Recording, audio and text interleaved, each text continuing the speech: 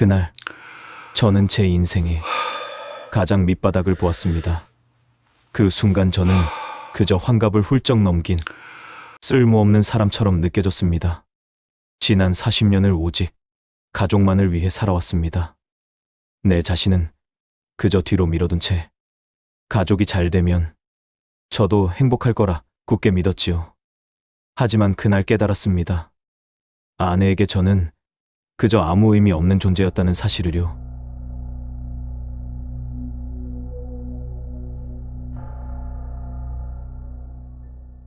그날은 명절이었습니다.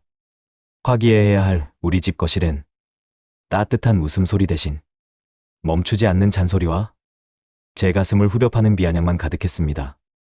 저는 텅 빈 눈으로 허공을 바라봤습니다. 이제 더 이상 기대할 것도 붙잡을 것도 없다는 걸 그제야 깨달았죠. 힘겹게 입을 열었습니다. 갈라진 목소리는 겨우 흘러나왔습니다. 여보, 내가 도대체 뭘 그렇게 잘못했지? 하지만 돌아오는 건 차가운 조소뿐이었습니다. 그 순간 평생 느껴본 적 없는 처절한 비참함이 온 몸을 휘감았습니다. 가슴이 찢어질 듯 아팠습니다. 그날 저는 결심했습니다. 이대로는 더 이상 살 수 없다고. 바닥까지 떨어져서야 비로소 알게 되었습니다. 제가 진짜로 원하는 삶이 무엇인지를. 안녕하세요, 여러분. 오늘 들려드릴 이야기는 40년 가까운 세월을 가족을 위해 헌신했지만 은퇴 후 아내에게 온갖 무시와 멸시를 당했던 남편이 분노와 결단 속에 마침내 자신의 새로운 삶을 찾아가는 이야기입니다.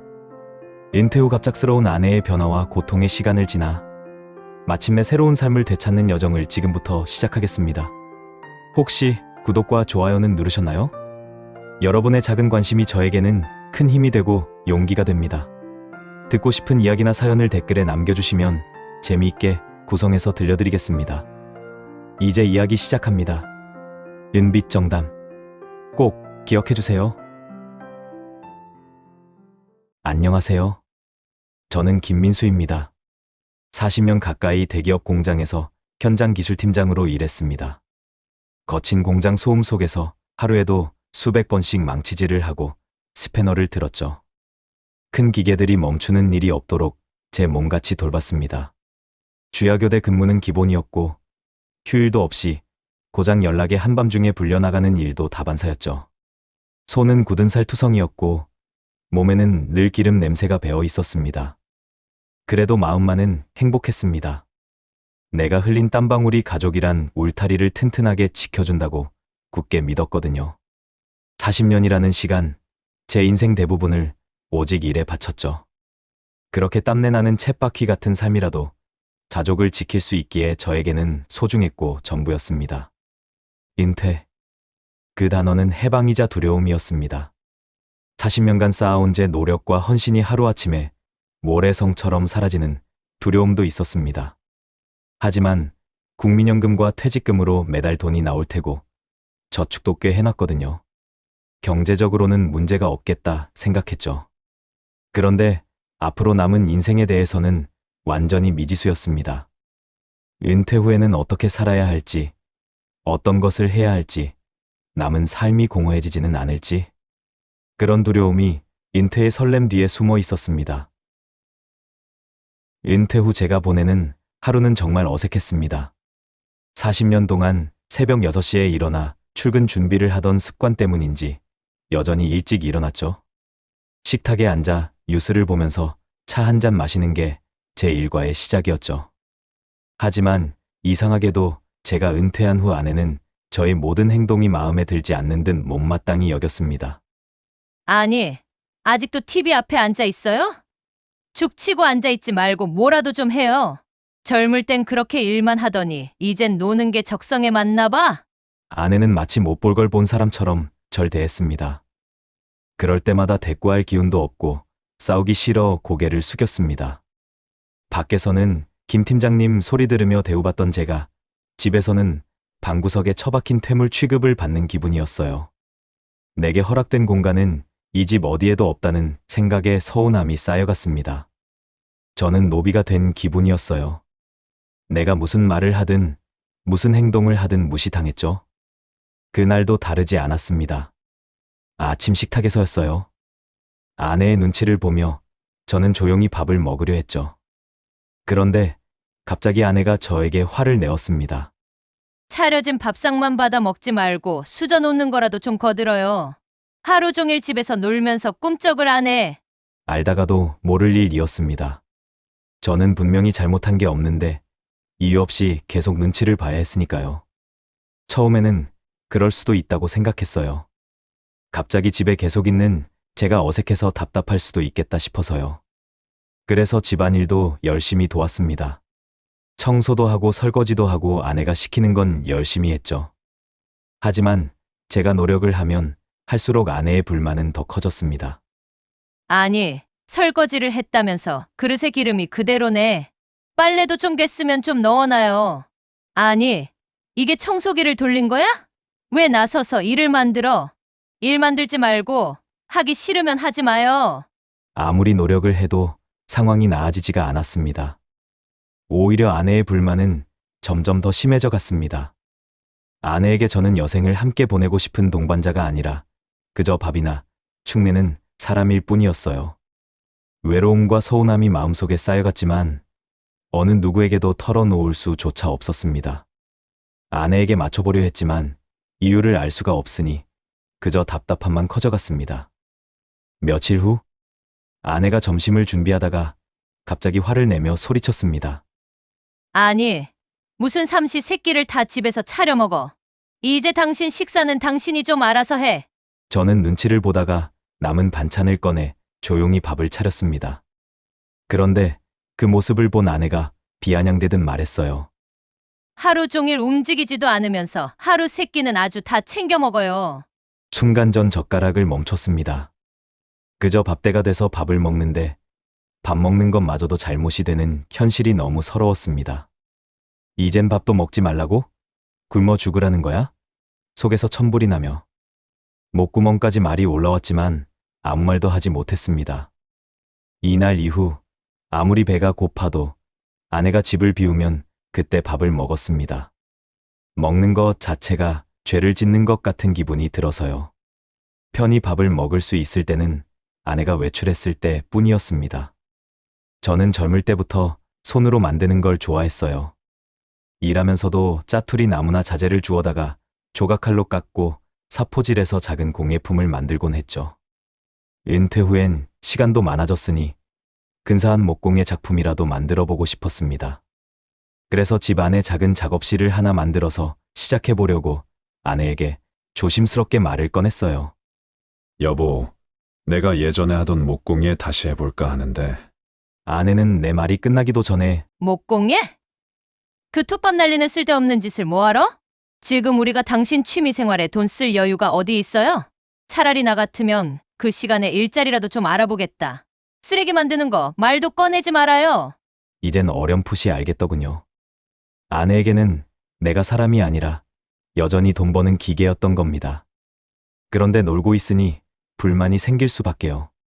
40년을 일하고 매달 나오는 국민연금과 퇴직금으로 여유가 없는 것도 아닌데 소소한 취미 생활조차 사치라는 소리를 들으니 정말 답답했습니다.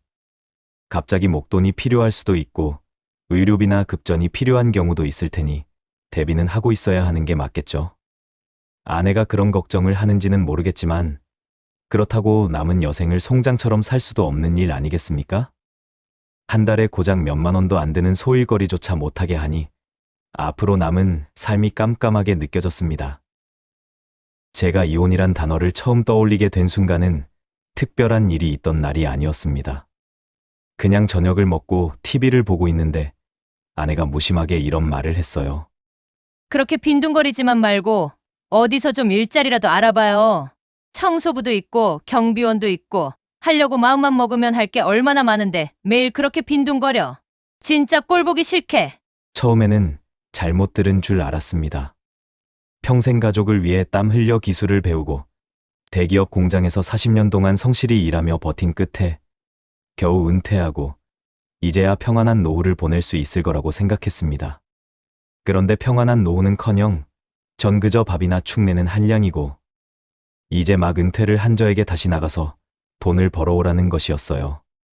그동안 내가 얼마나 열심히 살았는지, 가족을 위해 얼마나 희생했는지는 전혀 깨닫지 못하고, 이제 돈을 벌어오지 못한다는 이유로 밥이나 축내는 한량이 돼버린 겁니다.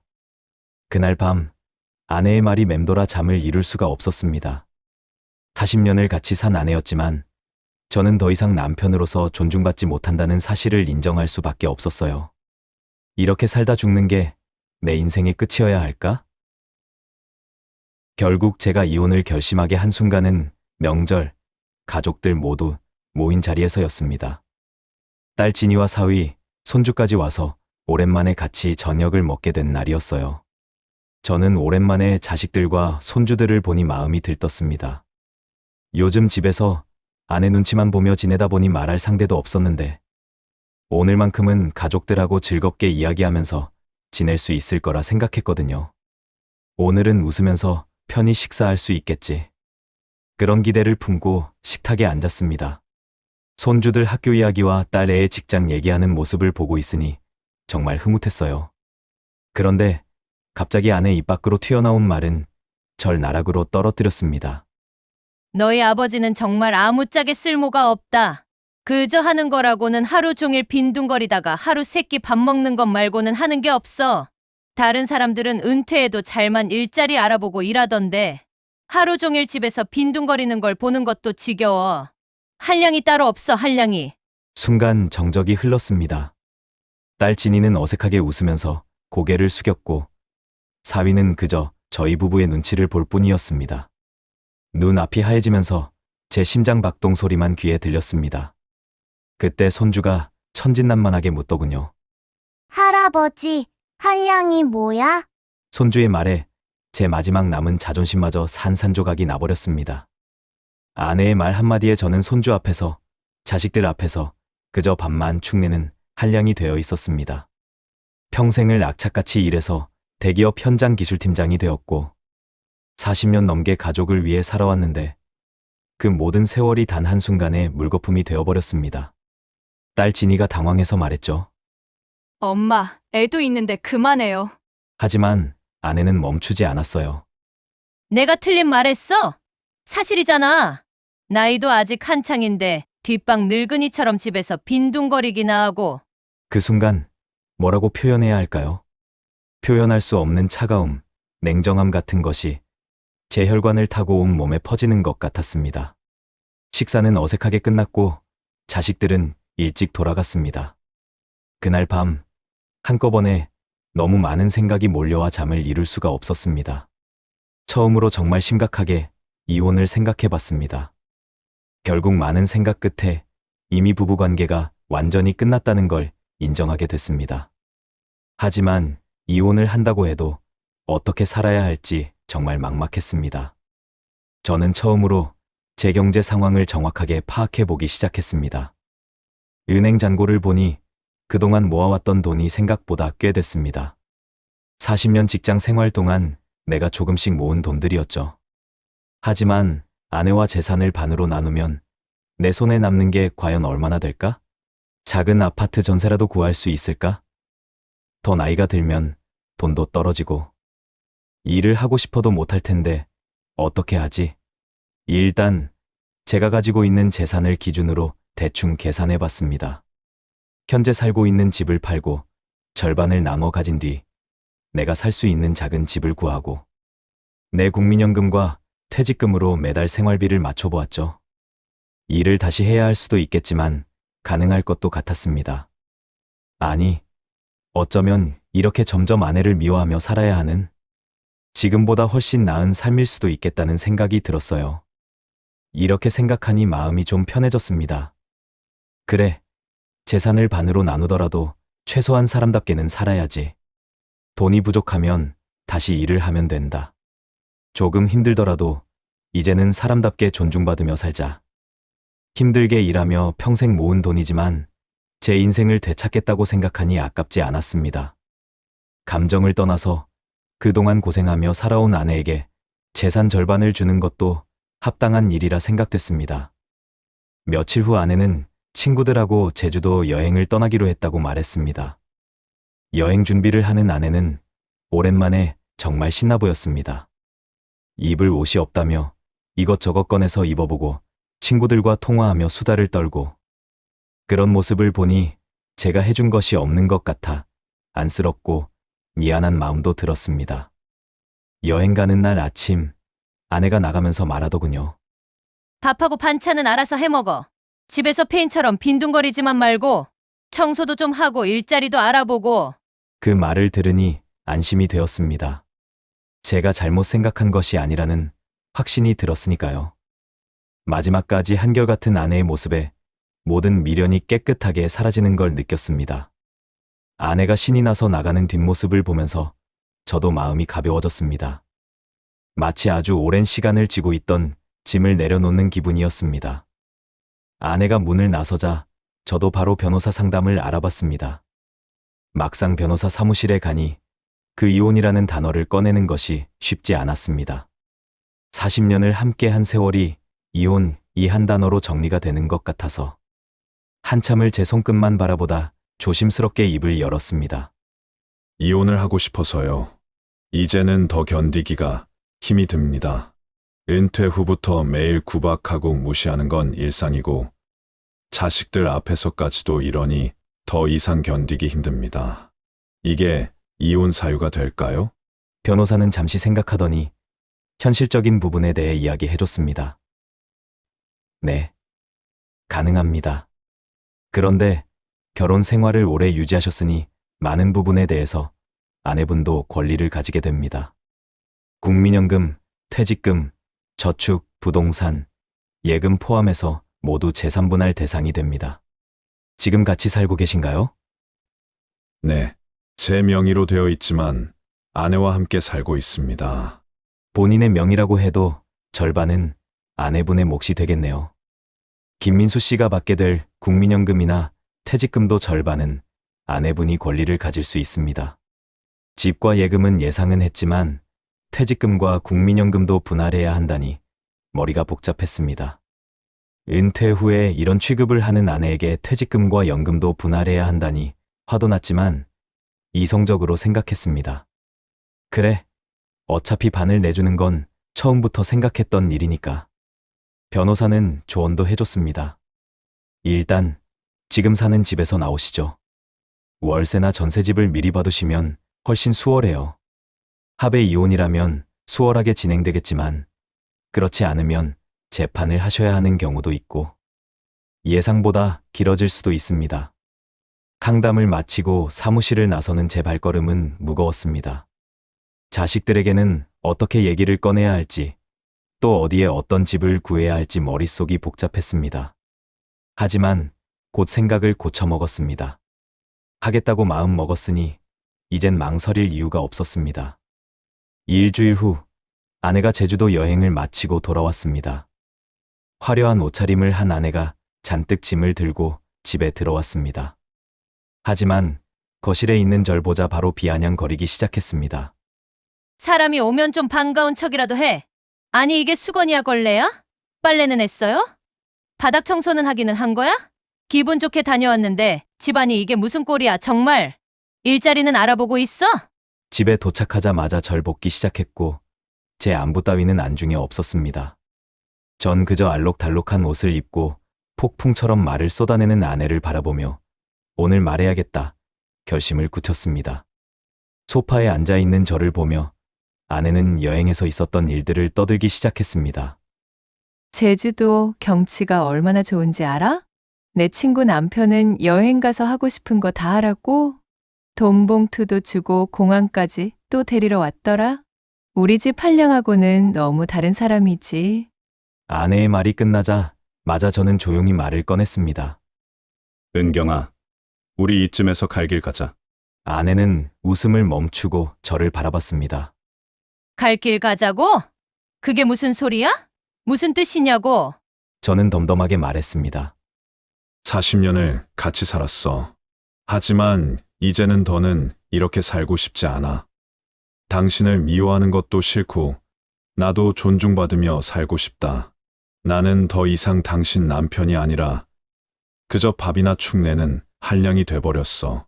내가 무슨 짓을 해도 당신 마음에 안 들고 당신도 나 없이 혼자 사는 게 더 편할 것 같다고 했잖아. 나도 이제 남은 인생은 나를 위해 살고 싶다. 당신도 이제 당신 인생을 살아. 아내는 한참을 멍하니 절 바라보다 말했습니다. 당신 제정신이야? 다 늙어서 무슨 이혼 타령이야? 갑자기 이게 무슨 경우야? 저는 단호하게 대답했습니다. 갑자기가 아니야.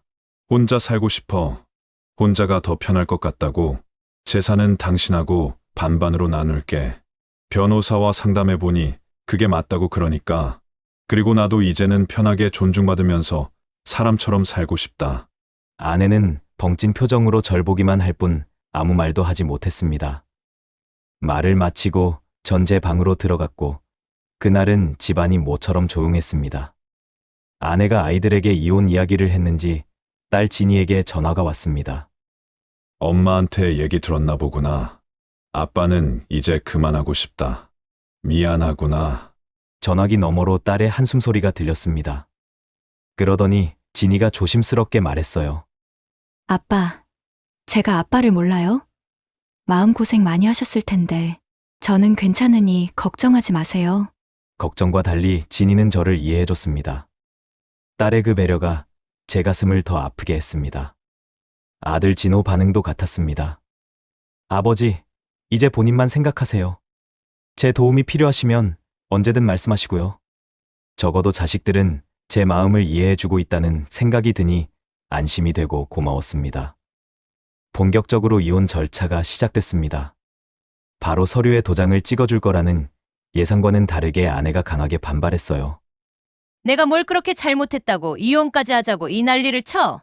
그리고 60도 넘은 내가 이제 어디 가서 뭘 어떻게 하라고. 절대 이혼 안 해주니까 꿈도 꾸지 마. 아내의 고집에 변호사의 말처럼 실제로 길고 지루한 싸움이 이어졌죠. 한 달에 한두 번씩 법원을 오가며 제 모든 걸 금액으로만 판단하는 과정은 저를 더 지치게 만들었습니다. 40년을 함께 일궈온 모든 것이 금액으로 산정되더군요. 너무 긴 싸움에 지쳐가기 시작했습니다. 정말 이혼만이 답일까? 내 욕심만 채우는 것은 아닐까?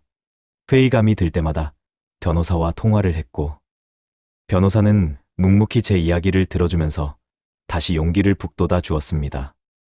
길고 지루했던 이혼 조정은 1년 만에 막을 내렸습니다. 재산은 법원 조정에 따라 분할되었습니다. 함께 살았던 아파트는 팔았고, 퇴직금, 국민연금 등 노후 자금까지 모두 절반으로 나눴죠. 하지만 제 몫으로 돌아온 재산도 결코 적지 않았습니다. 강남에 있는 고급 아파트는 살 수 없어도 혼자 생활하기에는 부족함이 없었습니다. 저는 수도권 변두리에 있는 작은 평수의 신축 아파트를 구해 들어갔습니다. 40년 세월이라기엔 짐은 단촐했습니다. 하지만 제가 선택한 제 공간이 참 마음에 들었습니다. 작은 테이블에 제가 만든 공예품을 놓아두었죠. 창문 밖으로 쏟아지는 햇살이 참 따뜻했습니다. 혼자 살게 되니 살림을 새로 배우며 사소한 문제들도 생기긴 했지만 전 그마저도 즐거웠습니다. 진이가 와서 간단히 살림을 알려줬는데 하나하나가 낯설고 모든 것이 서툴렀습니다. 밥물을 못 맞춰서 죽밥을 만들기도 했고, 반찬을 만들다가 프라이팬을 태우기도 했습니다. 건조기에 넣으면 안 되는 옷을 넣어 옷이 줄어들기도 했죠. 공과금을 내는 것도 분리수거를 하는 것도 모든 게 서툴고 어려웠지만 누구의 눈치도 보지 않고 내가 하고 싶은 대로 해보고 실패해도 다시 해볼 수 있었으니까요. 시간이 지날수록 살림하는 요령도 늘게 되었으니 이것 또한 즐거웠습니다. 저는 이제껏 해보고 싶었던 일들을 하나씩 시작했어요. 40년 가까이 일만 했으니 당연했죠. 퇴근하면 피곤해 절어 쓰러지듯 잠들었고 주말에도 일에 치여 쉬기 바빴으니까요. 저는 동네 목공 동아리에 나갔습니다. 오랜만에 하는 톱질과 망치질은 서툴렀지만 조각칼로 나무를 깎고 사포질해서 작은 생활용품을 만드는 재미에 시간 가는 줄 몰랐습니다. 내가 만든 나무 접시를 보며 뿌듯함을 느낄 때 내 안에 맺힌 오래된 응어리들이 조금씩 빠져나가는 느낌이 들었습니다. 동아리 동료들하고 함께 웃고 대화하는 시간은 저를 다시 생기 있게 만들었습니다. 그렇게 웃고 있다가도 내가 언제 이렇게 활짝 웃어봤지? 하는 생각이 들고는 했어요. 전 그렇게 서서히 제 모습을 다시 되찾고 있었습니다. 그리고 저는 새로운 직업도 찾았습니다. 동네 아파트의 경비원이었습니다. 비록 큰 돈을 버는 일은 아니었지만 저는 만족했습니다. 아침 일찍 출근해서 밤늦게까지 주민들을 맞이했어요. 주민들한테 환한 얼굴로 인사하고 주차 안내를 했죠. 제 얼굴에는 만족감과 뿌듯함이 가득했습니다. 저는 다시 제 존재 가치를 찾았습니다. 제가 한평생 일구어낸 기술팀장이라는 타이틀은 이젠 사라졌지만 저는 이곳에서 새로운 직업으로 다시 쓸모 있는 사람이 됐습니다. 퇴직 후 집에만 머물며 아내의 폭언에 잔뜩 위축됐던 저는 더 이상 없었어요. 이제 저는 제 남은 삶을 하루하루 새롭게 채우며 살고 있었습니다. 가끔 아들 진호와 딸 진이가 저를 찾아옵니다. 아이들은 제가 사는 동네까지 와서 함께 식사를 하고 제가 새로 시작한 목공 일이나 근황에 대해 이런저런 이야기를 나누곤 하죠. 이제 자식들의 눈에는 더 이상 부모의 싸움으로 인한 불편함은 보이지 않았습니다.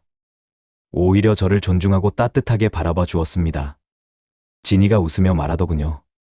아빠, 요즘 얼굴이 정말 좋아 보여요. 하고 싶은 거 다 하면서 즐겁게 지내세요. 아빠가 행복하니까 저도 정말 좋아요. 진호도 말했습니다.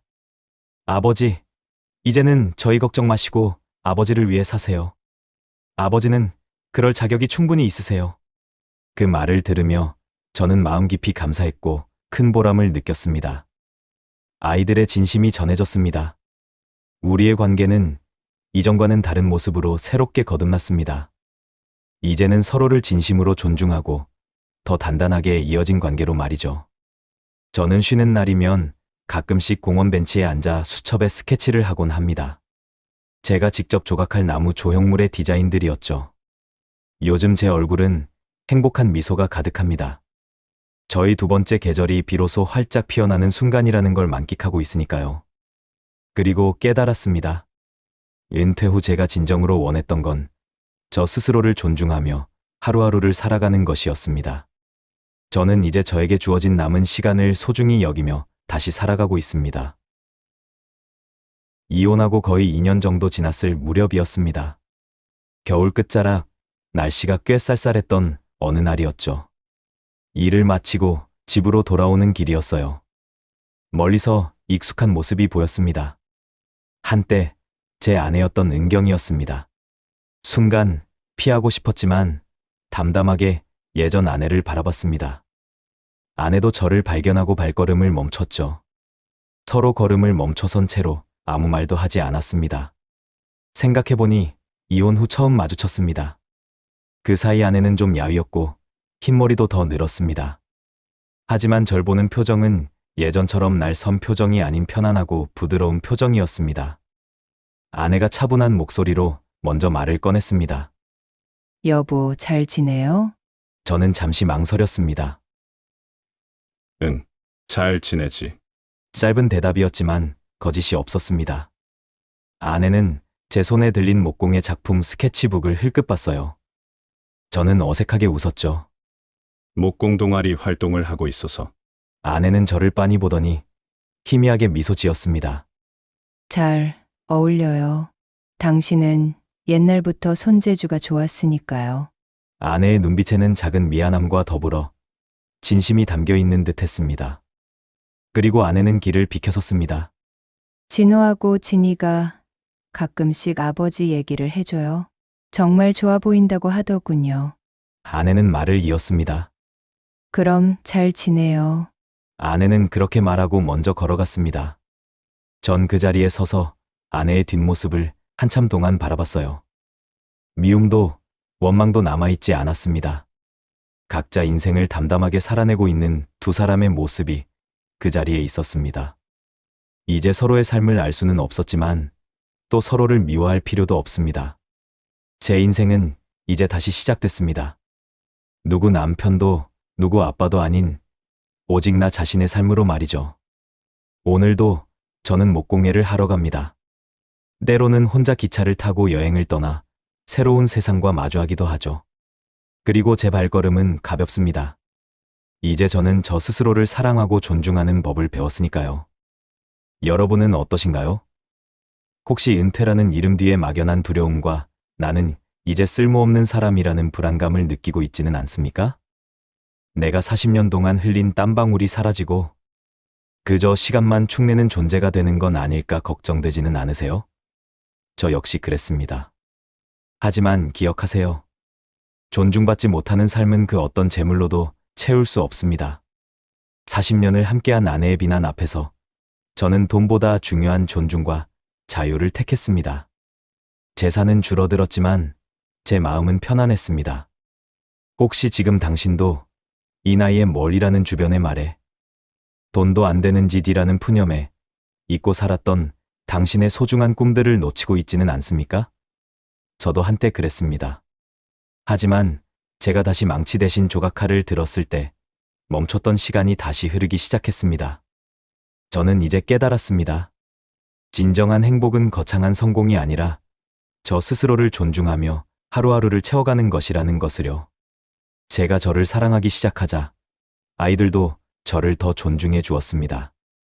세상은 여전히 변한 게 없지만 이제는 제가 주인이 된 기분입니다. 당신도 망설이지 마세요. 당신의 꿈은 지금 어디에 있습니까? 혹시 지금 누군가의 눈치 속에서 자신을 잃어가고 있다면 용기 내어 당신만의 두 번째 계절을 활짝 맞이해 보시기 바랍니다. 인생은 지금부터입니다. 여러분의 시간도 아직 멈추지 않았습니다. 오늘 들려드린 이야기는 어떠셨나요? 오늘 하루도 마무리 잘하시고 내일 하루도 행복이 가득하셨으면 좋겠습니다. 다음에 또 재미있는 사연으로 다시 찾아오겠습니다. 여러분의 작은 관심이 제게는 큰 힘이 됩니다. 은빛정담이었습니다.